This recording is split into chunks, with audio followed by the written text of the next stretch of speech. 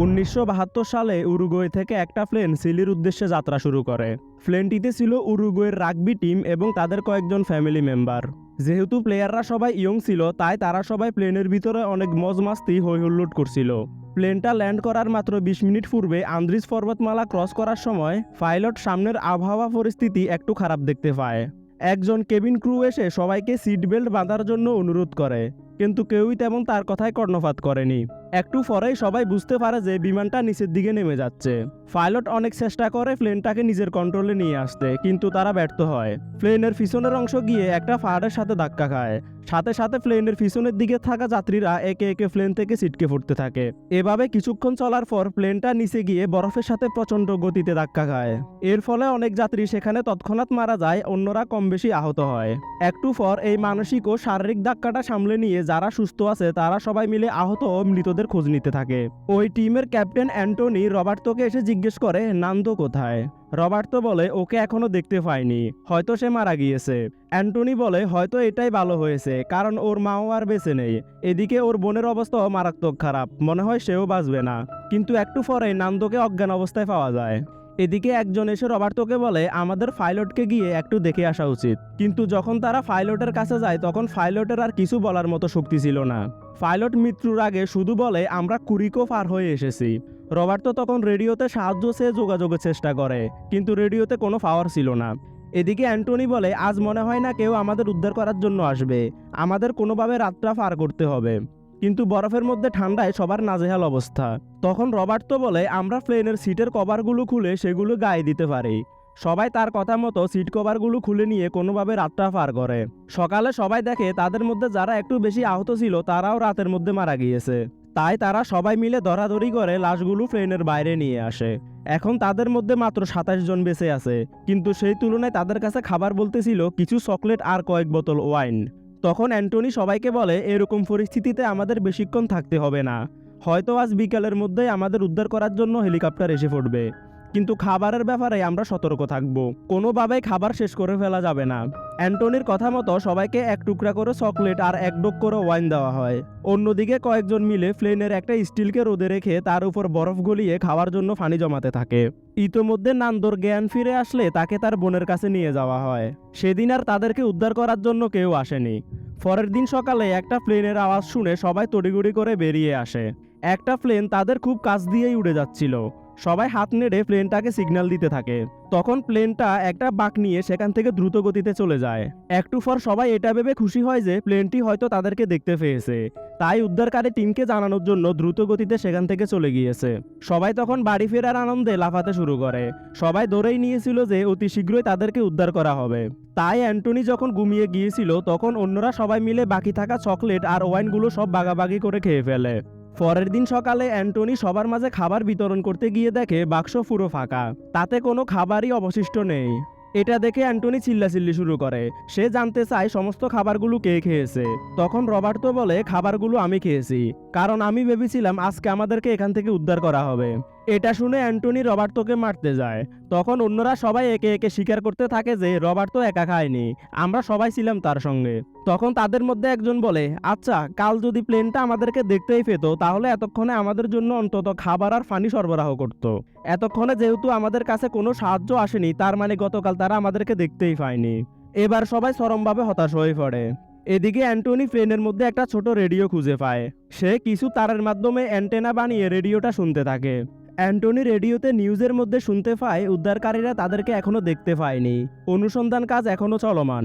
তখন রবার্তো বলে আমাদেরকে প্লেনের পিছনের অংশটা খুঁজে বের করতে হবে, কারণ সেখানে ব্যাটারি আছে।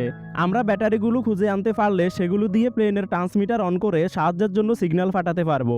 কথা মতো তারা কয়েকজন প্লেনের পিছনের অংশ খোঁজার জন্য বের হয়, কিন্তু তারা বেশি দূর আগাতে পারেনি, কারণ তাদের কাছে কোনো খাবার ছিল না। আর খাবার ছাড়া এত বড় বড় পাহাড় বেয়ে চলা অসম্ভব। বরং তারা অল্পের জন্য একটা খাদে পড়া থেকে রক্ষা পায়, তাই তারা আবার ফিরে আসে। এরই মধ্যে আলবার্তোর প্লেনের মধ্যে একটা পুরনো ম্যাপ খুঁজে পায়। সে ম্যাপ দেখে বলে এই উপত্যকাটা পূর্ব দিকে প্রসারিত, কিন্তু আমরা যদি পশ্চিম দিকে যেতে পারি তাহলে চিলির গ্রিন ভ্যালিতে পৌঁছাতে পারবো। তখন রবার্তো বলে এটা অসম্ভব, একটা ছোট পাহাড়ে উঠতেই আমাদের অবস্থা খারাপ হয়ে গিয়েছে। তাহলে ওই পর্বতগুলোতে কে উঠবে? সুপারম্যান? এত উচ্চতায় খাবার ছাড়া আমরা বিড়াল ছানার মতো দুর্বল, তাই কেউ আমাদের উদ্ধার করতে না আসলে মৃত্যু অবধারিত। এইভাবে তাদের এখানে 9 দিন পার হয়ে যায়। এর মধ্যে নান্দোর বোনও মারা যায়। একদিন অ্যান্টনি রেডিওতে শুনতে পায় উদ্ধারকারীরা অনুসন্ধান কাজ বন্ধ করে দিয়েছে, কারণ তাদের ধারণা প্লেন দুর্ঘটনায় এতদিনে সবাই মারা গিয়েছে। এটা শুনে রবার্তো এসে সবাইকে একত্র করে ঘটনাটা জানায়। সে বলে এটা আসলে আমাদের জন্য একটা সুখবর, কারণ তারা যদি অনুসন্ধান কাজ বন্ধ না করত তাহলে আমরা এখানে তাদের আশায় বসে খাদ্যের অভাবে মরে যেতাম। এখন আমরা যেহেতু জানতে পেরেছি যে আমাদেরকে অনুসন্ধান করার কাজ বন্ধ করে দেওয়া হয়েছে, এর মানে হলো এখন আমাদের নিজেদেরই এখন এখান থেকে বের হতে হবে, নিজেদেরকেই নিজেরা বাঁচাতে হবে। তখন অন্যরা বলে আমরা নিজেরাই বাঁচার পথ খুঁজতে হলে তো আমাদের খাবারের প্রয়োজন হবে, খাবার ছাড়া এত বড় বড় পর্বত ফাড়ি দেওয়া অসম্ভব। এবার রবার্তো এমন একটা কথা বলে যেটা শুনে সবাই হতভম্ব হয়ে যায়, কারণ রবার্তো সবাইকে পড়ে থাকা মৃতদেহগুলো থেকে মাংস খাওয়ার কথা বলে। বেঁচে থাকতে হলে অন্য কোনো উপায় তাদের কাছে নেই। সবাই তখন মাংস খাওয়ার ব্যাপারে সিদ্ধান্ত নিতে না পারলেও রাতে সবাই একমত হয় যে বেঁচে থাকার জন্য তাদেরকে এটাই করতে হবে। পরের দিন সবাই অনিচ্ছা সত্ত্বেও বাঁচার তাগিদে একজন একজন করে গিয়ে মৃতদেহ থেকে মাংস কেটে খেতে থাকে। রবার্তো প্লেনে আসার পর নান্দো তাকে জিজ্ঞেস করে, তুমি আমার বোনের মাংস খাওনি তো? রবার্তো বলে, আরে না, আমরা যার মাংস খেয়েছি সে একজন পুরুষ ছিল। সেদিনই খাবার শেষে তিনজন মিলে আবার প্লেনের পিছনের অংশ খোঁজার জন্য বের হয়। প্রচণ্ড ঠান্ডা আবহাওয়ার মধ্যে একদিন এক রাত সারভাইভ করে তারা প্লেনের ডানার অংশ আর কিছু লাশ খুঁজে পায়, কিন্তু অতিরিক্ত ঠান্ডায় টিকতে না পেরে তারা আবার ফিরে আসে। রাতে রবার্তো সবাইকে নিয়ে একটা মিটিংয়ে বসে। সে বলে প্লেনের ডানার অংশ যেহেতু পাওয়া গিয়েছে তাহলে আরেকটু বেশি এরিয়া নিয়ে খুঁজলে পেছনের অংশটাও পাওয়া যাবে। আমরা সেটা খোঁজার জন্য একটা টিম গঠন করব। সেই টিমকে প্রয়োজনীয় গরম পোশাক আর মাংস দিয়ে দেওয়া হবে। তাহলে কয়েকদিন বেশি সময় নিয়ে খুঁজলে আমরা অবশ্যই বিমানের পেছনের অংশটা খুঁজে পাবো। অন্যরা সবাই রবার্তোর কথায় একমত হয়। মিটিং শেষে সবাই যে যার মতো ঘুমিয়ে পড়ে, কিন্তু বিপদের উপরেও বিপদ বলে একটা কথা আছে। সবাই যখন গভীর ঘুমে আচ্ছন্ন তখন ফাট থেকে বরফের দশ নামে। কেউ কিছু বুঝে ওঠার আগেই একটা বিশাল বরফের অংশ এসে তাদের প্লেনে ধাক্কা মারে। মুহূর্তের মধ্যে সবাই বরফের নিচে চলে যায়। একটু পর সবাই একজন আরেকজনকে বরফের নিচ থেকে টেনে বের করতে থাকে, কিন্তু শেষ পর্যন্ত সেই রাতে বরফের নিচে ছাপা পড়ে অ্যান্টনি সহ 8 জনের মৃত্যু হয়। সকালে বাকিরা বহু কষ্টের প্লেন থেকে বেরিয়ে দেখে তাদের প্লেন সহ আশেপাশের সবকিছু কয়েক ফিট বরফের নিচে চাপা পড়ে গিয়েছে। তারা মৃতদেরকে প্লেন থেকে বের করে বরফের মধ্যে রেখে দেয়। রাতে নান্দো আর রবার্তো মিলে সিদ্ধান্ত নেয় তারা এই আবহাওয়ার মধ্যে এখন আর বের হবে না। কয়েক সপ্তাহ পর শীতকাল চলে যাবে, ফলে রাতও ছোট হয়ে আসবে। তখন তারা প্লেনের বাকি অংশটা খোঁজার জন্য বের হবে। এভাবে এই হিমশীতল বরফের মধ্যে তাদের 50 দিন পার হয়ে যায়। এরই মধ্যে আরও কয়েকজনের মৃত্যু হয়। শীতের তীব্রতা একটু কমে আসার পর নান্দো, রবার্তো আর টিনটিন মিলে প্রয়োজনীয় পোশাক ও মাংস নিয়ে প্লেনের বাকি অংশটা খোঁজার জন্য বের হয়। তারা সেদিনই প্লেনের পিছনের অংশটা খুঁজে পায়, কারণ এটা তাদের থেকে মাত্র 3 ঘন্টার দূরত্বেই ছিল। 3 জন মিলে সেখানেই রাতটা পার করে।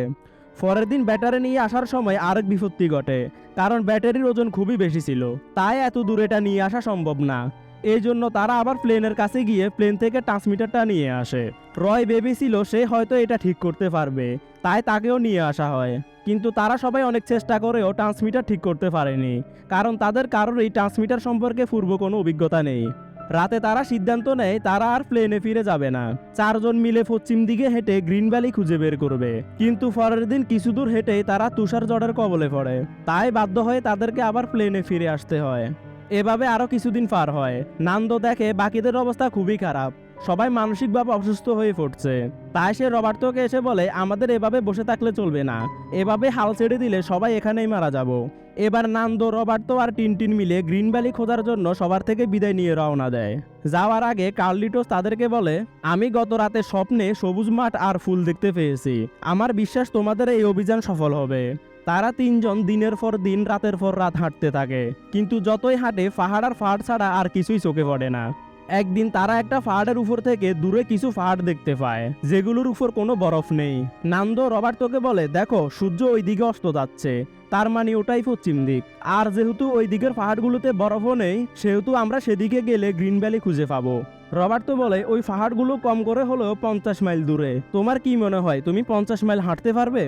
নান্দো বলে, মরতে হলে হাঁটতে হাঁটতেই মরবো, তাও আমাদের চেষ্টা চালিয়ে যাওয়া উচিত, কারণ না হেঁটে এখানে পড়ে থাকলেও কেউ আমাদের বাঁচাতে আসবে না। নান্দো আর রবার্তো মিলে টিনটিনের কাছ থেকে তার খাবারগুলো নিয়ে তাকে প্লেনে পাঠিয়ে দেয়। তারপর তারা দুজন গ্রিন ভ্যালির উদ্দেশ্যে হাঁটতে শুরু করে। এভাবে মাইলের পর মাইল হাঁটার পর অবশেষে তারা গ্রিন ভ্যালির দেখা পায়। এদিকে প্লেনের মধ্যে সবার শোচনীয় অবস্থা, কারোরই মানসিক অবস্থার ঠিক নেই। হঠাৎ তারা দূর থেকে হেলিকপ্টারের শব্দ শুনে বেরিয়ে এসে দেখতে পায় তাদেরকে উদ্ধার করার জন্য হেলিকপ্টার এসেছে। আর হেলিকপ্টারে বসে তাদেরকে উদ্দেশ্য করে হাত নাড়াচ্ছে তাদের সবার বন্ধু নান্দো আর রবার্তো। সবাই তখন বেঁচে ফেরার উল্লাসে ফেটে পড়ে। 1972 সালের সেই প্লেন দুর্ঘটনায় 29 জনের মৃত্যু হয় আর 16 জনকে জীবিত উদ্ধার করা হয়। পরবর্তীতে 1993 সালে সেই সত্য ঘটনাকে কেন্দ্র করে এই মুভিটি নির্মিত হয়, যার নাম অ্যালাইভ।